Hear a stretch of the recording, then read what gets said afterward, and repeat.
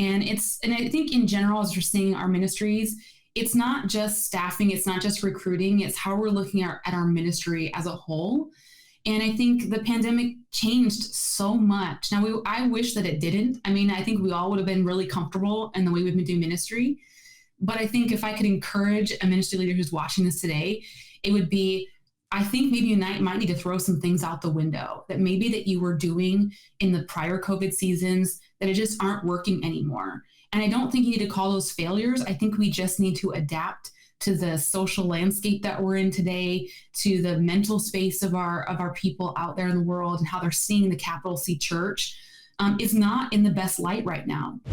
Hey, Kingdom One fam, welcome back to another podcast. You just heard a clip from today's podcast where we're talking with Kendra about stewardship and how moving from retention to stewardship may be such a small mindset shift within your organization, but it is going to leave a big, meaningful impact. Speaking of big, meaningful impacts, Kingdom One and this podcast is here to help you be brave, courageous, and effective when it comes to your ministry. A study came out just recently that 38% of all full-time pastors are thinking about calling it quits this year. It is so important that as you look at your ministry landscape ahead of you for this next year, your goals that you have in front of you, that Kingdom One is here to help you achieve those goals and to make sure that we are leaving a lasting impact of faith for our nation and for the world around us. If you have any questions for us, you can go to kingdomone.co/services to find out all the things that we do and ask any questions there. Let's hop into today's podcast with Kendra. Welcome to the Kingdom One podcast, where we grow the church together. This podcast is here to give you big ideas and help you get practical with the tactical. Here's your host. Kendra, welcome back to the Kingdom One podcast. So good to have you here. Thanks for having me here. Super excited to be back again. Awesome. Today's conversation, we're talking about stewardship and best practices in ministry to grow culture. And I have this big question. I think for our ministry leaders, we want to get some quick wins under their belt. And if they're just listening to this, I want them to get as much value as they can off the bat. What are 3 easy implementations that a ministry leader can make to grow their staff culture? Well, right now we're coming out of a really stark season still from the pandemic. So, I mean, I think ministries do this naturally anyway, but I think you can really be thinking about how to extend care within even the space of mental health within your organization. We're coming out of it still, but we're still in it. And I think our churches and ministries really haven't yet seen the adjustments from the pandemic, meaning like attendance is still down, families are still being impacted.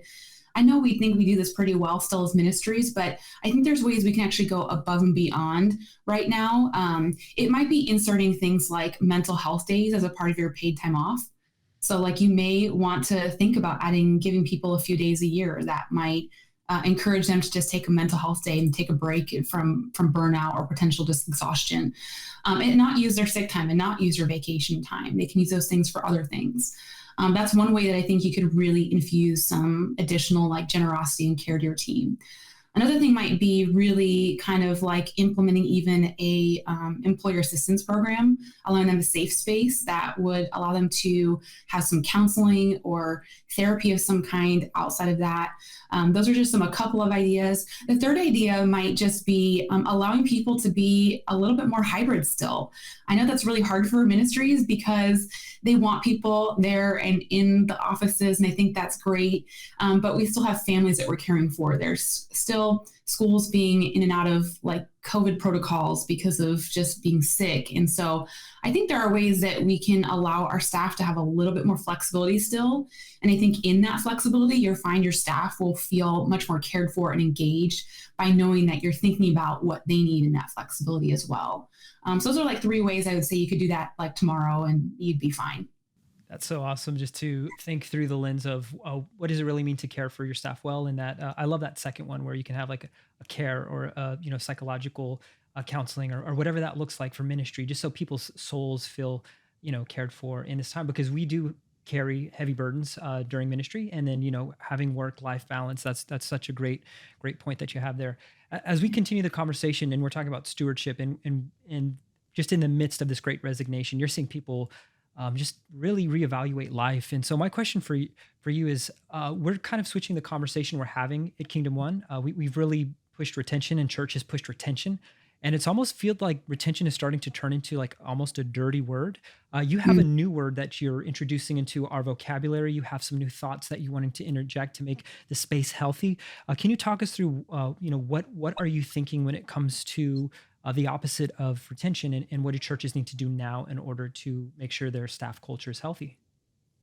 Yeah, I think I've been in marketplace for a lot of years. I did marketplace and ministry. So, thinking about my HR hat on, and I'm thinking about best practices within HR, what we're taught as HR professionals is that you want to keep people forever. That's your goal. When you hire somebody to reduce your costs and your onboarding and just the cost of the employee, you're like, you got to keep them for as long as you can. That's what we're taught. And we're taught the ways to keep people in marketplace, and we know what those are. Make sure we pay them well enough, make sure they have a great package in terms of compensation, making sure that they are engaged with the work, making sure we take care of their goals and performance.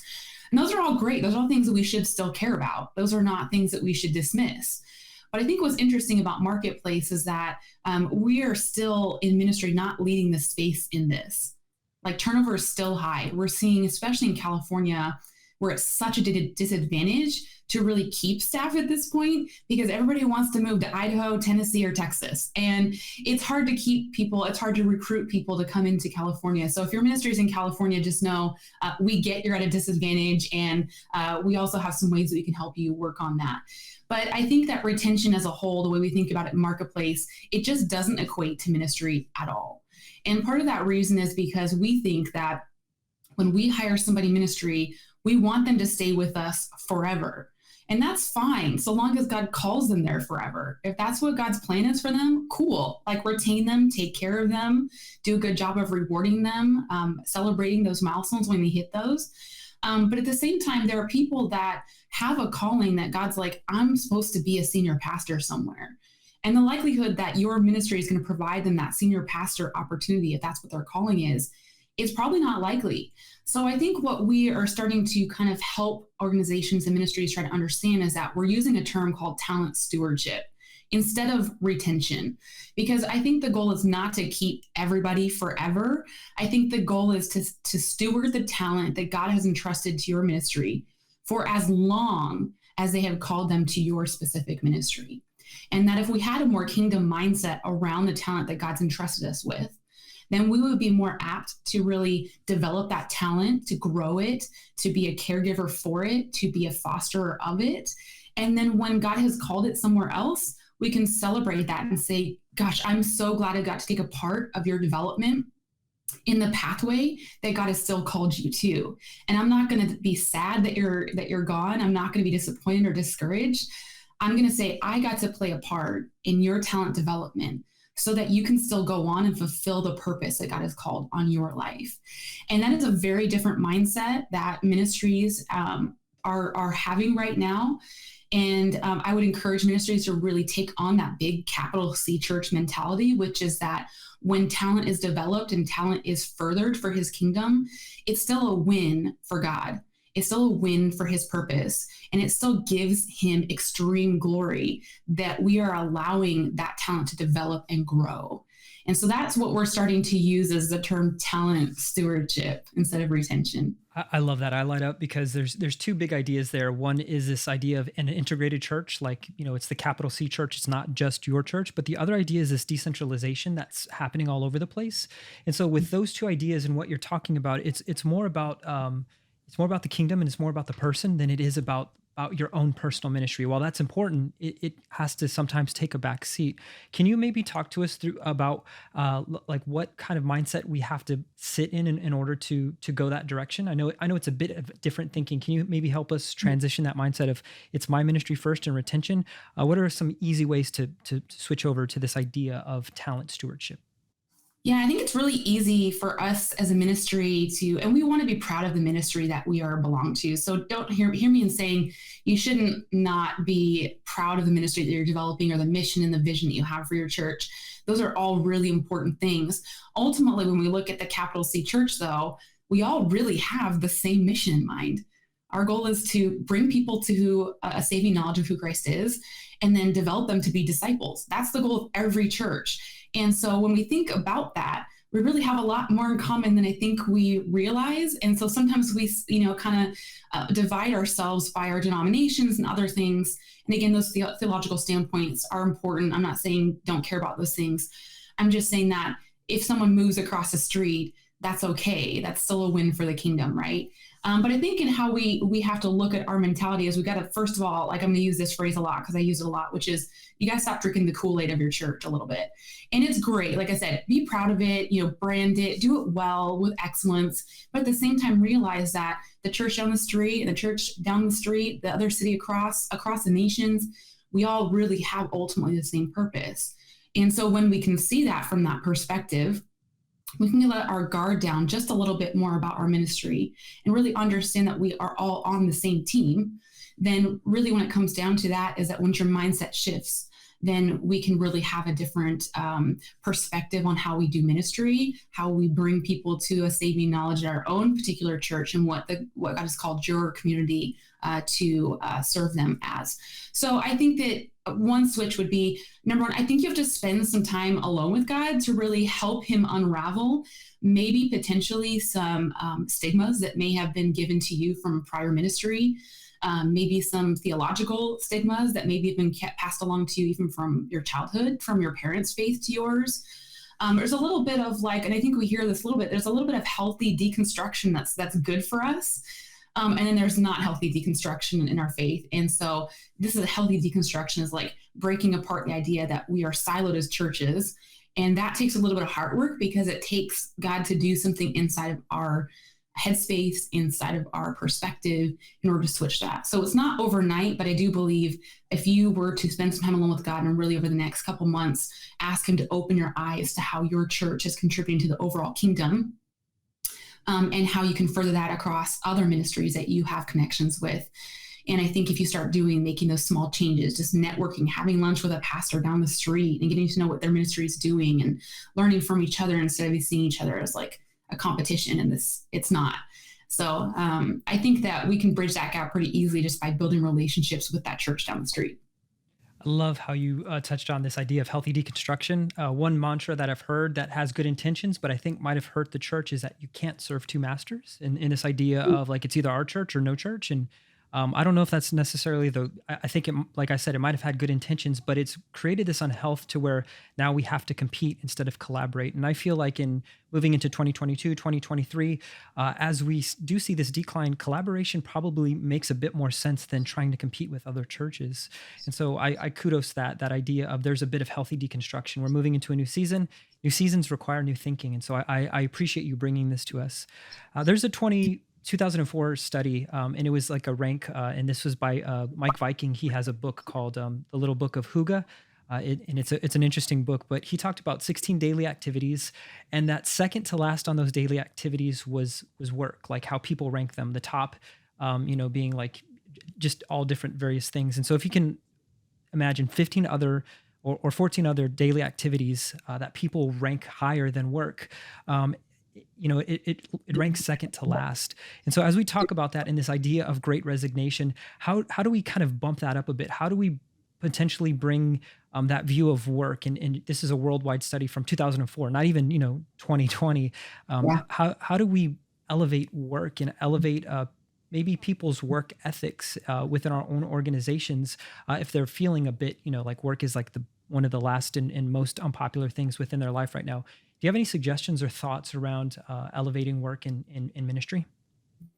Yeah, I think it's interesting. I mean, we have the greatest purpose of all time in ministry, and that is to serve a God that is greater than ourselves in this world, and that we know that our aim is to get to heaven. Not that that's like, the win in all of this, but the goal is we want to be in the presence of our Savior. That's the end goal of all this. One of the, verses that I've really attached myself to has been in Hebrews 11, where he talks about we're all pursuing a heavenly homeland. And that's really what we're all doing. We're all here in practice for what's supposed to happen in heaven. And so as we think about that and we look across what heaven will look like, the complexion of it, the breakout of it, it's going to be so diverse, right? And so as we think about even our own ministry and how we can compete in a lot of ways with what's happening in our environment, I think that people are doing what I like to call a cost-benefit analysis of their life. And they're looking at it going, is this worth my time or is this worth my money? And when they see at the end of the day that it's not worth their time or money, then they just kind of disengage. And that's what we're seeing is happening. For people living in California, it's like, is all these mandates, worth my time and effort? Or do I just go somewhere else so I can live more freely? And so they did a cost benefit analysis, whether they realize they did that or not. That's what they're doing in their head. And so when people choose to use Instacart versus going to the store, they're doing a cost benefit analysis. Is it better for me to spend more money to just have someone deliver it to my door? Or is it better for me to spend my time going to the grocery store? And we're seeing uprises and even services like that, because people are like doing the cost benefit analysis and saying, is this worth my time? So when they look at your ministry and they look at employment, they're doing the same thing. They're saying they're doing cost benefit analysis in their head, whether they put it on paper or not. And they're saying, is what I'm doing here worth my time away from my family, worth my time in the money that I'm making? And they're making that justification in their head to say, maybe this isn't worth all those things. So I think when it comes down to it, we look at our ministry and what we're doing inside our culture and what we're providing to our staff, I think we need to really reiterate purpose, because ultimately we have the greatest purpose. If you are hiring believers in the ministry, that's what you should be doing. Then really they should understand, regardless of what mission tagline you have, that they need to know that the work that they are doing is directly impacting the kingdom somehow. So it's our job as an organization to really identify that for them and how their job is making the impact. And that's whether they're an admin assistant really helping a pastor, or if that's all up to the senior pastor. The senior pastor still needs to know that he's making an impact in his community for him to feel tied into the church that he is leading. And so it goes all the way down, from top to bottom. I mean, they need to know that their work is directly contributing to the ministry and the community that they serve. And so that could be through storytelling, that could be through staff having like a whole, like, let's do around a campfire and talk about all the things that God's doing that's great inside our ministry, whether that's identifying like an employee value proposition and telling, people from the outside, this is what's so great about what's happening inside our ministry and how we're impacting our community. Sometimes it's really easy for us as a church to get so inwardly focused that we forget that there's other things happening inside the world. And it's our job as a church to provide for that community, to care for the widows and the orphans and the homeless. Those are all things that we are called to do as well. And so when we get too inwardly focused, we forget there's a whole world out there that we should be impacting. And so we need to broaden our horizons and open our eyes a little more to the needs of our community. And are we able to provide that for them? And how can we provide that for them? And then share that back with the congregation and share that back with the staff, so that they know that this church is making an impact in the community, whether that's one life or it's 100,000 lives. That life that just made a commitment to Christ is still as important as the other 1,000 that they have brought into the ministry. So I think it's really important to understand like purpose. Absolutely. One of the ways that we met was we both worked at one of the largest churches in Southern California. And as you led HR, one of the things that was kind of fun was there was like this little station right outside of your office, and it had thank you cards.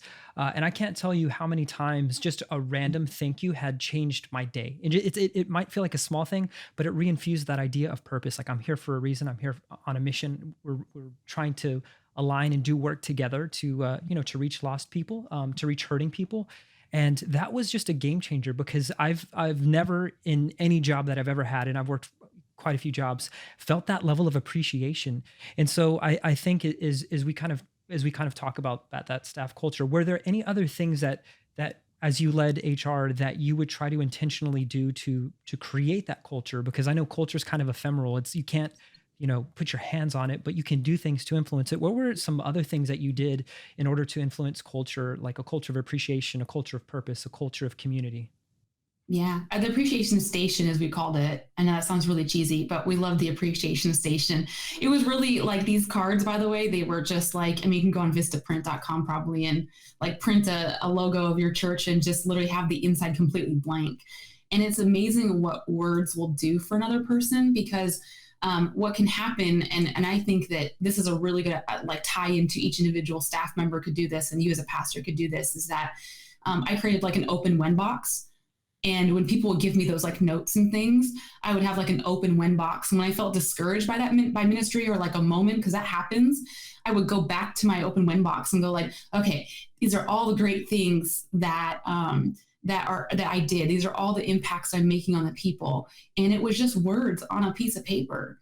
But those words, they resonated with me when the times got harder, or when I felt like I was super stressed out, or like I wasn't making an impact in what I was doing. That open when box, and it was just like a wooden box from, a craft store that like had nothing. And it was just a pine plain box. And I just kept it.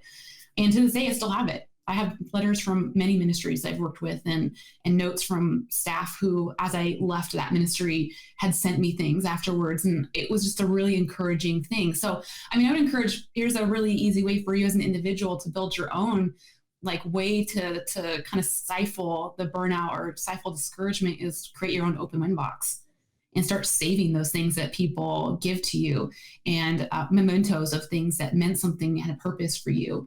But I think inside that ministry, we did a lot of great things.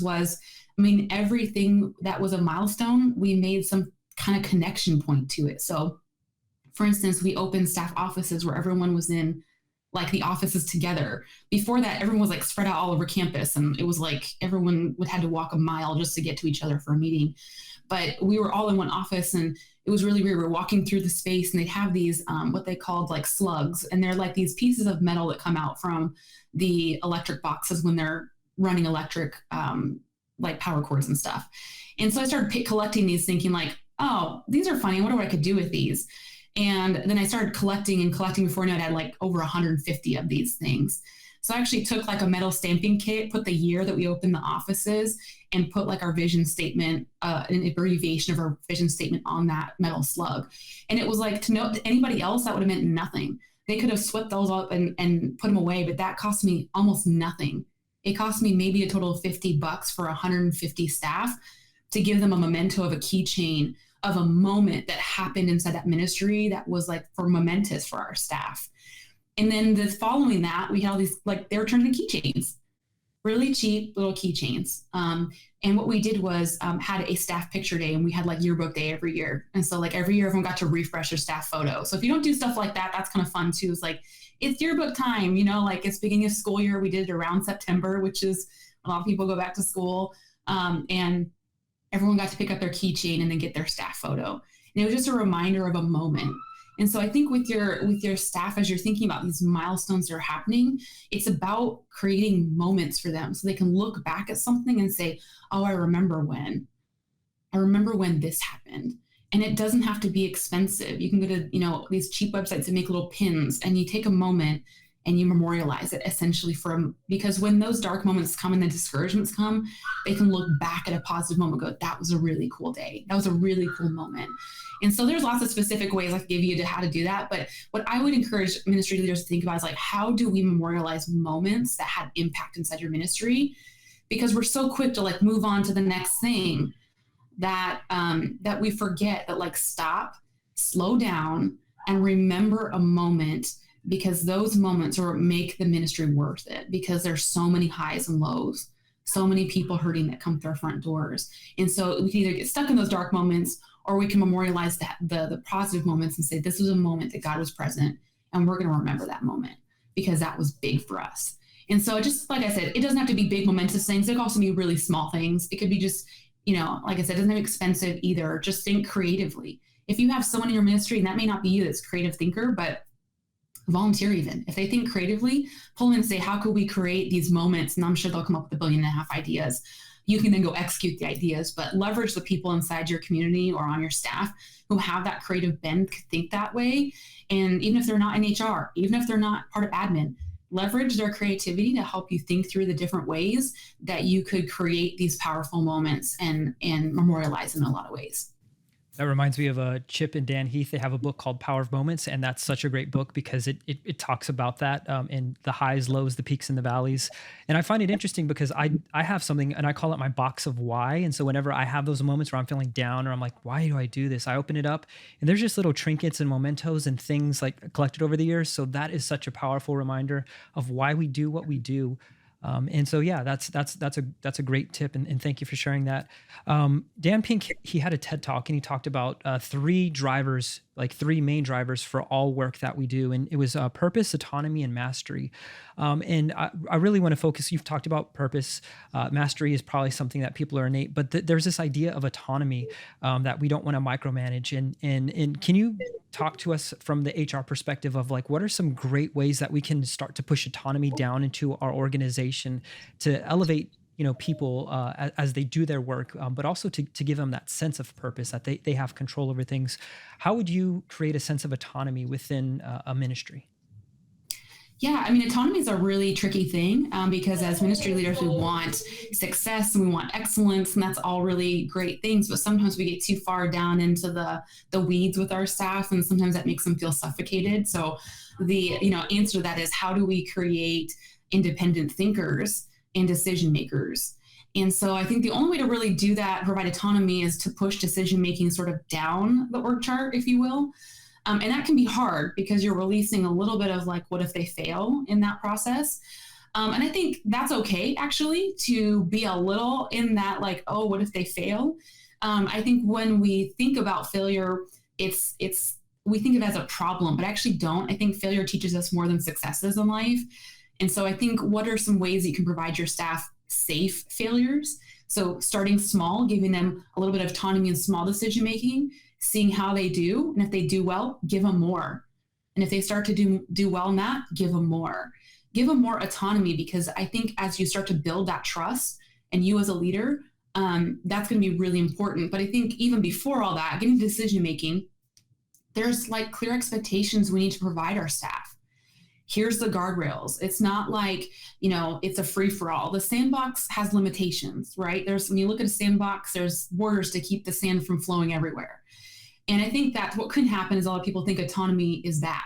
You just go wild and that's autonomy. But actually, I don't think that is. I think in a lot of ways, autonomy is providing them safe guardrails. Here's the budget for a project. Here's the scope. Here's what my expectations and outcomes I want to see. Now go find the pathway there. And then when we can provide people the freedom to find the pathway to that outcome, whether it's something that they've learned from a networking opportunity, or if it's something they're just coming up with on their own out of the box, I think it's great. Use that creativity if it's that. Use a best practice that you've learned and try it out here. It may work, it may not. But I think if we're unwilling to make risks and take risks sometimes in those new things in autonomy, I think we're going to create a bunch of robots in our staff. And so we have to allow our people to be, and God's created us that way, to be very independent thinkers. He's given us strong intelligence and know-how and resourcefulness. And so we just need to allow our staff that opportunity. Now, if you've been in a culture where micromanaging is probably your go-to, this is going to be a stark shift for you. You've got to learn how to probably slowly pull back the reins instead of a stark drop off. So I would say start small, like I said, giving small assignments and seeing how they do to build that trust, not just for them, but for you, to know that you can release a few things. I guarantee if you release a few things as a micromanager, you're going to sleep so much better at night.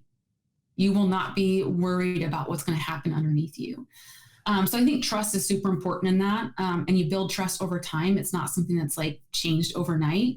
And it's done through small interactions.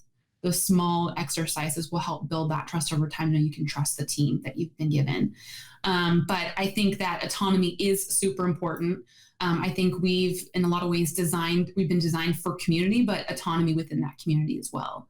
And like I said, I think you've got probably a really talented team out there. You just gotta let them give them that freedom a little bit, and also know that if and when they do fail, it's not like they've lost their job.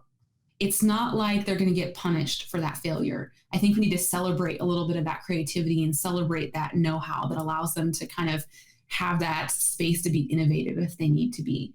And I think people want that. They need that. And I think we have that in our own individual lives. So why wouldn't we have that at work as well? Absolutely. I love that. That's such a great facet of stewardship and stewarding the talents that we're kind of watching over as we develop people. And then if they move on to the next ministry project or the next church, that's perfectly fine. And so I appreciate that perspective. I'd love to kind of wrap up our conversation, and I want to talk about the dark side of recruiting costs. And a lot of staffing sites and a lot of recruiting, even in the ministry space, they have a dark side to them. And I think at Kingdom One, we've identified we want churches to be healthy, effective, and growing. And we've identified like this, it's kind of, I don't want to say like slimy, but it just feels maybe a bit not thinking like in the capital C church, like thinking that we're all in this together. Can you maybe talk about the dark side of recruiting costs or staffing costs? And I think you have something up your sleeve that's going to disrupt the ministry industry of staffing. Can you talk to us about what you have going on? Yeah, I mean, recruiting costs are outrageous. I mean, even in Marketplace, I was a part of an organization that hired doctors, and it would be outrageous. I mean, you're looking at a percentage of someone's compensation at that level, right? Gets pretty out of control for what I think effort gets put into recruiting on their side. And it's the same with ministry sometimes. I mean, I've used all the big name players in terms of recruiting. And I think I found, that I was frustrated by that experience. I was frustrated by what it costs. And then I was frustrated by the cost and the length of time that someone would stay inside my ministry when I hired them at that cost. And I think I started going like, okay, like there's probably got to be a better way that we can do this that's not going to gouge the church. And it seemed like in a lot of ways that having a luxury, and I would say luxury of having a recruiting firm help you, is for bigger churches who have the budget and resources to be able to do that. And so are the bigger churches going to pull more talent? Well, yeah, because they just put, thousands of dollars into a recruiting firm that's going to find the most talented person ever. But the church down the street, the maybe smaller church, maybe that isn't necessarily a 4,000 attendance church, maybe there's still 1,000 or 400 even, doesn't mean that they can't have stellar talent come to their church. And so what I think we're trying to do is a little bit disrupt the industry, because I think what's happening is that, the name players that are sort of out there, they collect people, and it's fine because people know them by name. They'll go to their pool and they might sit there for who knows how long until maybe they find that there's a match within a ministry. But it's not what I would call active recruiting. It's not going out there and sourcing candidates. They're just kind of waiting for everyone to come to them. And so what we found and what we're trying to do and help churches understand, from the 100-person church to that 4,000 attendance church, if they want our help, is that we can provide them a more cost-effective way where it's not like, here, give me thousands of dollars up front and hopefully we'll find someone for you.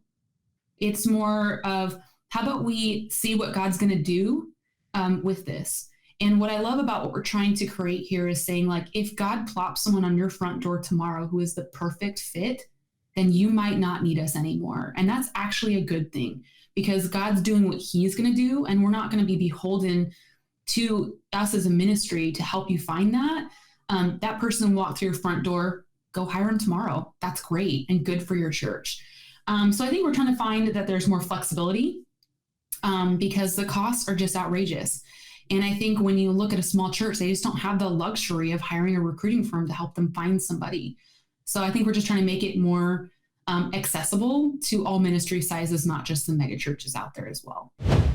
Every time I hear from Kendra, I'm just so excited to think that there's somebody out there I can reach out to who can help me elevate staff culture in a few easy steps. Now, if that sounds like you and you want to elevate your staffing game today, we have created something unique and special just for you. It's sparkstaffing.co, and Spark Staffing is our unique ministry philosophy around, first, the candidates have to be called. Calling is such an important, integral piece of ministry, and that's something that you want. The second is relationships matter. And because of relationships, we want to make sure that the people that you're hiring are relational, that they can have a conversation with people, and that they understand that ministry is about relationships first. And thirdly, cultural fit.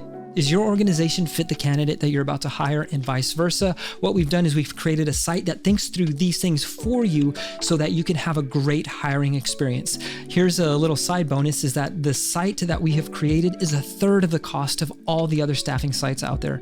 We do this because we believe that ministry is a precious thing, and we want to make sure that we are adding massive amounts of value, but it's attainable for ministries of all sizes. If you go to sparkstaffing.co today, you can get 15% off your next job posting by using the coupon code SPARK at checkout. Again, that coupon code at sparkstaffing.co is SPARK to save 15% on your next job posting. Guys, I am so thankful for you for hanging out to the very end of this podcast. If you have any questions for us, we would love to answer those questions. You can hit us up on any of the social media at Kingdom One Co. And until we chat again, let's grow the church together.